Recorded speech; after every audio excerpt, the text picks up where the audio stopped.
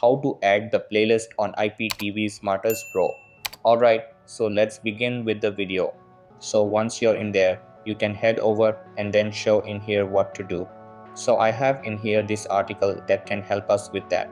So if you have an IPTV Smarter web player as well as other options or other device installation for that, you can head over and open your web browser and then go to the official website IPTV Smartest, which is iptvsmartest.com. Then from there, navigate to the downloads and click available for web browsers button. After that, tap the explore button in the prompt that appears on the next screen that you can see right here.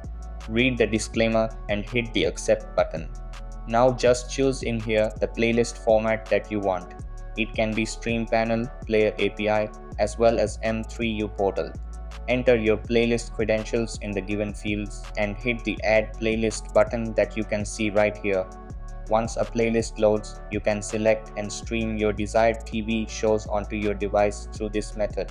So that's basically how you can add the playlist on IPTV Smartest Pro.